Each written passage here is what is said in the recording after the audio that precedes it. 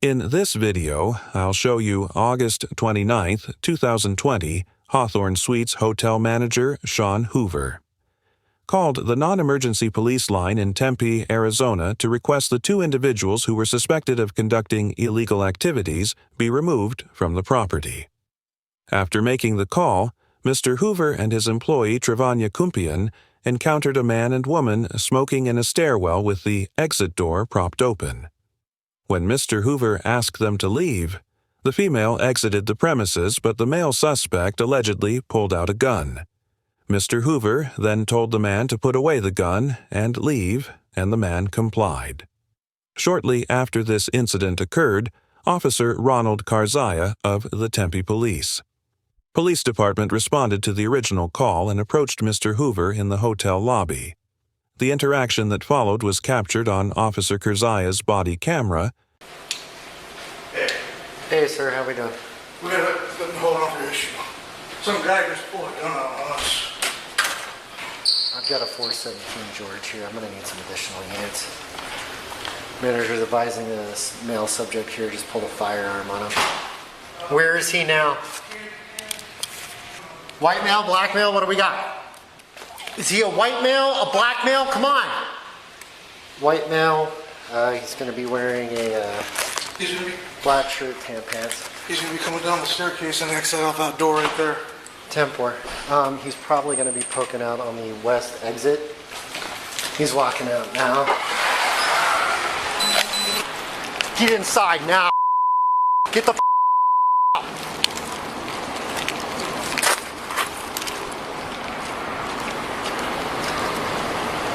41, I'm gonna hold on that exit. Responding units, if you're coming up Price, I want you to come in that entrance and hold. Put your hands up! One at gunpoint. Step out! I work here. You work here? I was kicking the door closed, man. Okay, turn around. I work here. That's fine. Come on, man, you don't gotta Step put this no way. gun at me. I got Hey, my listen to me! Listen, okay? I got my hands I am responding to somebody with a firearm who matches your description. Do you understand that? Despite the fact that the suspect was described as a white man wearing a black shirt and tan pants, Officer Karzaya points his firearm at Mr. Kumpian, a black male in a white shirt and dark pants, and claims he is looking for an individual with a firearm who matches Mr. Kumpian's description. Under the so-called mere presence doctrine established by the Supreme Court in the 1979 case of Ibarra versus Illinois, an individual's mere presence, or so-called mere propinquity to criminal activity alone, does not support probable cause to search or arrest that individual.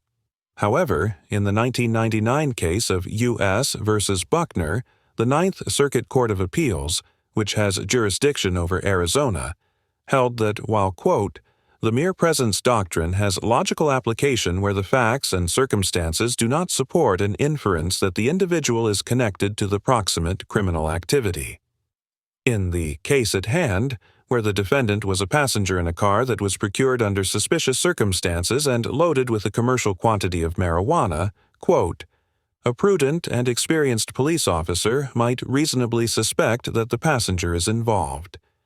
Drug smuggling courts have also found that reasonable suspicion may exist even when an individual's appearance does not entirely match the description of a suspect. For instance, in the 1995 case of Alexander versus County of Los Angeles, the Ninth Circuit upheld the detention of two men despite discrepancies between the description of the suspects and the individual's appearance, including the fact that one suspect was older and not as heavy as described and did not have a gold tooth. The court justified its decision, which it referred to as a so-called close question, by arguing that the individuals matched some aspects of the description because they were driving a similar car, and one of the men was wearing a blue and white striped shirt and had a mustache. In this situation, Mr. Kumpian did not in any way match Mr. Hoover's description of the suspect, as he was the wrong race and wearing opposite-colored clothing to the description. And for this reason alone, Mr. Kumpian would have a strong argument that Officer Karzaya did not have the reasonable suspicion necessary to detain him.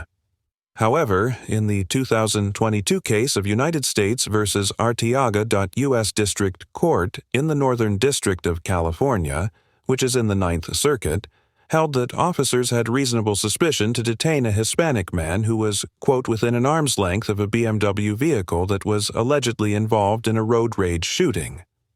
Despite the fact that the suspect was described as black, the court reasoned that, quote, the officers would have been justified in detaining anyone who appeared to be connected to the BMW, and that even if the defendant's race lessened the likelihood that he was the shooter, quote, it did not remove the possibility that he was still involved in the road rage incident. Therefore, while it is certainly possible that a court could determine that Officer Curzaya did not have reasonable suspicion to detain Mr. Compian, because he clearly did not meet the description of the suspect, it is also conceivable that a court would conclude that Officer Curzaya was within his authority to detain Mr. Compian because he exited the door, where Mr. Hoover informed Mr. Curzaya that the suspect was headed, and accordingly may have been involved with the suspect. I got my hands up, man. Take the gun off me. For real, I got my hands up. Where's your ID at? No, you don't get to tell me what to do. Where's your ID at? Take the gun off me, man. No. Where your supervisor at? You gonna shoot me? No. Be another person on the news? Get on your knees. I didn't do nothing Shut to the you. with that on your knees. I didn't do nothing to you. Remember this. I need your badge number and your name. You'll get everything you need. Yeah, put everything on the ground. I didn't do nothing to you. I got my hands up and I work here. Go call the manager. 41, where are my other units at? Just hang tight, okay? But this ain't, I work here. All you gotta do is call the manager and take the gun Who's your off. manager? Stop telling me what to do. Sean Hoover, take Okay, the gun what is off your me. name? Trey. 41, can we get somebody to get the complainant on the line and find out if there's an employee here by the name of Trey? You don't got to hold no gun. My hands are up. I'm not a threat to you. Are you a cop? I'm not a threat to you. Are you a cop? I'm not a threat to you. You don't tell me what a I'm threat not to me is. You don't know. Just because you're a cop don't mean you can hold a gun at somebody whenever you get good and damn ready. I put my hands up and I'm not... When I'm responding to somebody with a firearm, I can do what I need to stay safe and go home to my family. Do you understand that? My hands are up. Mr. Compian tells Officer Curzaya that he can't point a gun at him just because he's a cop, and Officer Curzaya replies that when he's responding to a call involving a firearm, he can, quote, do what he needs to stay safe. According to the Tempe Police Department Order 12.101, which includes the use of force policy for the department, pointing a firearm at an individual is recognized as a type of force, referred to in the policy as a so-called show of force. In general, the policy states that officers, quote, may use force, which is objectively reasonable based upon the facts and circumstances known or reasonably believed to exist at the time of the incident, and directs that, quote, employees will not use more force than is objectively reasonable to accomplish their lawful purpose. The policy also requires officers to consider the three factors for assessing whether force is excessive that are outlined in the 1989 Supreme Court case of Graham v. Connor, which include the severity of the crime, whether the suspect poses an immediate threat to the safety of the law enforcement officer or others, and whether the suspect is actively resisting arrest or attempting to evade arrest by flight. Based on these factors, courts have held that pointing a firearm at an individual can constitute excessive force in some situations, even if no physical contact is made. For instance, in the 2000 case of Robinson v. Solano County, the Ninth Circuit noted that, quote, in cases involving investigatory or Terry stops, we have consistently applied the principle that drawing weapons and using handcuffs or other restraints is unreasonable in many situations, and determined that the use of a drawn gun pointed at a suspect's head from close range constituted excessive force because the crime under investigation was at most a misdemeanor. The suspect was apparently unarmed and approaching the officers in a peaceful way, and there were no dangerous or exigent circumstances apparent at the time of the detention. In addition to constituting excessive force, there are some circumstances where the use of drawn weapons can transform a Terry stop into an arrest, which must be supported by probable cause. In the 1974 case of United States v. Strickler, the Ninth Circuit concluded that an armed approach to a surrounded vehicle constituted an arrest, where it was clear that the officers had no legitimate fear for their safety and only tenuous reasons to believe that the occupants of the car were involved in criminal activity.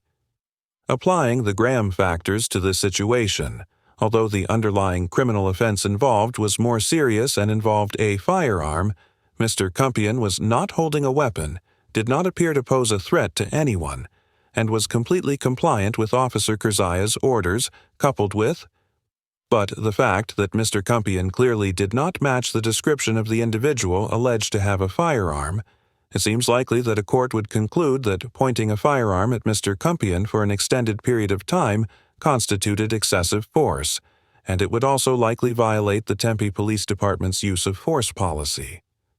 Likewise, if a court determined that Officer Kurzaya's use of force transformed the detention into an arrest, it would almost certainly hold that Officer Kurzaya did not have the probable cause necessary to arrest Mr. Kumpian through the extended pointing of his firearm. I have somebody on the phone right now with Sean trying to confirm if you're an employee or not. As soon as I verify that, you can go, and then you can get whatever information you need. Do you understand that? It's crazy, huh? Hey, can you record this? He steadily got his gun on me and I got my hands up. I'm recording too. And I got my hands up. I know I work here, but he steadily got his gun. That's fine, just stay back. I got my hands up on the ground, he still got a gun pointed on me. Anybody come out? Did he verify that somebody by the name of Trey works here? Get out of here, Trey.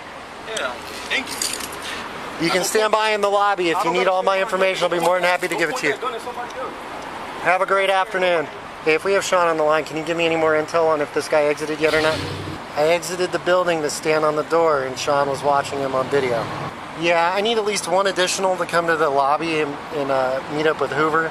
And then I need... Stop right there. I've got another one to gunboat. Get your out of here now! I've got one fleeing back inside. Hispanic or white male, approximately 30 years old, black bandana, white t-shirt, gray shorts. Stop right there. Me? Where did he go? Where the did he go? Ain't got nothing to do with that, man. Where is he? Ain't got nothing to do with me. No shit. So why is you talking to me like that? God, get out of the way. I'm not go. Way. I can't go now. After Officer Kurzaya pointed his firearm at him while he was attempting to leave the hotel with his bicycle, Officer Kurzaya screams at an individual in the hallway to tell him where the other individual went and continues to speak harshly with him when he does not provide the information requested. As we have discussed many times on ATA, citizens generally do not have a duty to assist officers with their investigations, and the individual in the hallway was well within his rights to simply inform Officer Kurzaya. He had nothing to do with the situation.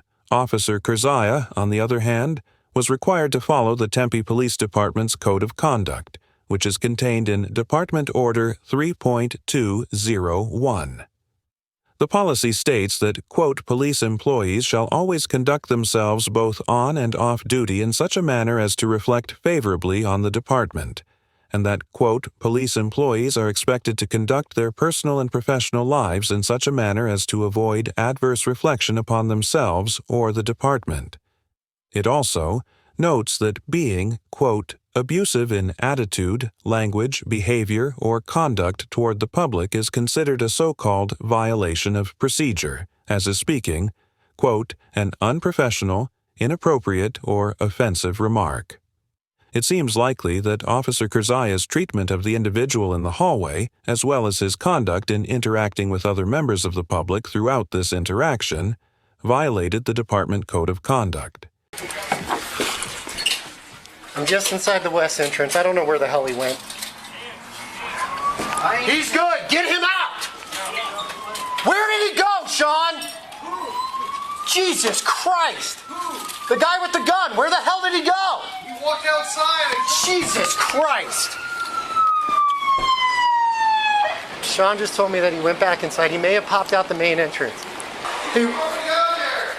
Which way did he go? I told you. And why do you have my employee a black male at gunpoint? He's clearly not white. Somebody else go talk to Sean. The manager is explaining that he may have fled out the east entrance now, but he doesn't. My camera can't go on mute, so I'm going to turn it off as he speaks with another officer outside the hotel. Officer Kurzaya appears to turn off his body camera. It was later reported that the other officers who arrived on the scene completed the investigation and the armed suspect was never found. The Tempe Police Department launched an internal investigation into Officer Kurzaya's conduct and found that he violated several policies during the interaction. As a result of the investigation, Officer Kurzaya was given a 2-week unpaid suspension and placed in an administrative role with the department for at least 1 year. He was also required to take part in a performance improvement process. In his official response to the department's internal investigation, Officer Kurzaya wrote that, quote, "I understand that my actions have caused a tremendous amount of anguish for many different people, and I cannot convey enough how remorseful I am for my actions and the aftermath that so many people have been forced to deal with and continue to deal with to this day." Officer Kurzaya's immediate supervisor, who was also on scene at the hotel, received a 40-hour unpaid suspension. Notably, Officer Kurzaya was also involved in a controversial use of force case in June of 2019, where he deployed a taser on an unarmed man while holding his 1-year-old child in his own home.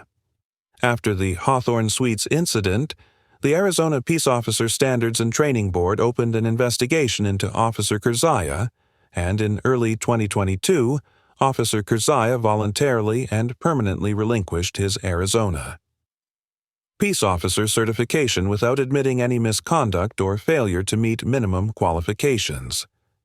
According to state rules, Officer Kurzaya will be permanently banned from re-entering law enforcement in Arizona for relinquishing his certification while facing potential disciplinary action. After the encounter, Mr. Kumpian hired prominent civil rights attorney Ben Crump, who also led George Floyd's family's legal team to represent him. In September of 2020, he filed a $2.5 million notice of claim against the city of Tempe as a result of the incident. And on December 9, 2020, the Tempe City Council unanimously approved a $300,000 settlement agreement that did not include any admission of liability. Overall, Officer Kurzaya gets an F for pointing a firearm at Mr. Kumpian, when he in no way matched the description of the suspect and was entirely compliant, and speaking to multiple citizens in a rude and completely unprofessional manner. The way that Officer Kurzaya pointed his firearm at anyone who crossed his path demonstrated a complete disregard for the physical and mental well-being of everyone who happened to be at the hotel during the incident, and a total lack of respect for the potentially life-ending power he wielded by carrying a deadly weapon. Throughout the incident, Officer Kurzaya's actions appeared to be driven by a sense of fear for his own well-being, and while fear is certainly a natural human instinct, effective police officers must be able to conquer their fears and behave responsibly and constitutionally despite feeling afraid. Officer Kurzaya's conduct during this encounter demonstrated that he did not have the temperament necessary to do this, and I believe that relinquishing his peace officer certification was ultimately the right decision. Mr. Kumpian gets an A+ for complying with Officer Kurzaya's orders, respectfully challenging his unreasonable use of force and taking prompt and effective legal action against Officer Kurzaya. After the incident, Mr. Kumpian explained that in his response to the encounter, he was at least partially motivated by fear that Officer Kurzaya was going to kill someone in the near future and, on the body camera footage from this incident, this concern was more than justified. I commend Mr. Kumpian for taking action to protect the public from a potentially dangerous officer and would encourage other citizens to learn from his example of challenging police misconduct after the completion. Thank you very much for watching the video. Subscribe our channel for next video.